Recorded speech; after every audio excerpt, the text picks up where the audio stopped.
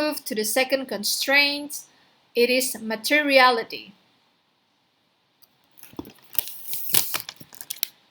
The materiality constraint concerns an item's impact on a company's overall financial operations.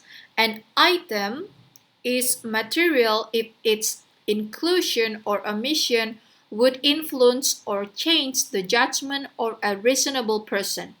It is immaterial and therefore irrelevant if it would have no impact on a decision maker. In short, it must make a difference or a company need not disclose it. The point involved here is of relative size and importance. If the amount involved is significant when compared with the other revenues and expenses, assets and liabilities, or net income of the company, sound and acceptable standards should be followed in reporting it. If the amount is so small that it is unimportant when compared with other items, applying a particular standard may be considered of less importance.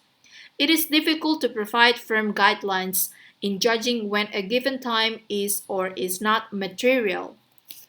Materiality varies both with relative amount and with relative importance. For example, the two sets of numbers presented on the illustrate relative size. Okay. During the period in question, the revenues and expenses, and therefore the net incomes of Company A and Company B, are proportional. Each reported an unusual gain. In looking at the abbreviated income figures for Company A, it appears insignificant whether the amount of the unusual gain is set out separately or merged with the regular operating income. The gain is only 2% of the net income. If merged, it would not seriously distort the net income figure. Company B has had an unusual gain, only 5,000 US dollar. However, it is relatively much more significant than the larger gain realized by A. For Company B, an item of 5,000 US dollar amounts to 50% of its income from operations. Obviously, the inclusion of such an item in ordinary operating income would affect the amount of that income materially. Thus, we see the importance of the relative size of an item in determining its materiality. Companies and their auditors generally adopt the rule of thumb that anything under 5% of net income is considered immaterial.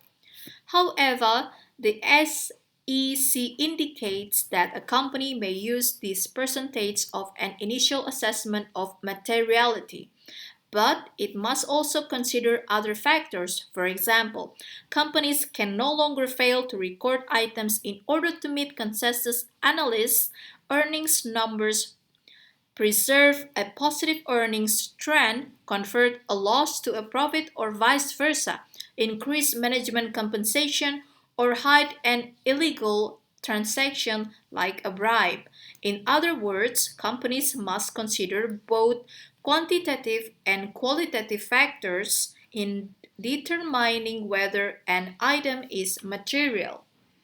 The SEC also indicated that in determining materiality, companies must consider each misstatement separately at the aggregate effect of all misstatements. For example, at one time, General Dynamics disclosed that its resources group improved its earnings by 5.8 million US dollar.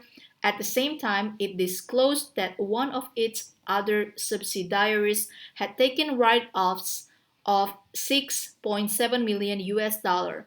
Although both numbers exceeded the 2.5 million US dollar the General Dynamics as a whole earned for the year. The company disclosed neither as unusual because it considered the net effect on earnings as immaterial. This practice is prohibited because each item must be considered separately. In addition, even though an individual item may be immaterial, it may be considered material when added to other immaterial items. Companies must disclose such items. Materiality factors in a great many internal accounting decisions too. Examples of such judgments that companies must make include the amount of classification required in a subsidiary expense ledger, the degree of accuracy required in prorating expenses among the departments of a company, and the extent to which adjustments should be made for accrued and deferred items. Only by the exercise of good judgment and professional expertise can reasonable and appropriate answers be found, which is the materiality constraint sensibly applied. Thank you very much for listening and watching this video. I hope all of you are inspired and understand about the topics that we are learning today. And see you again very soon. Have a great day. Bye.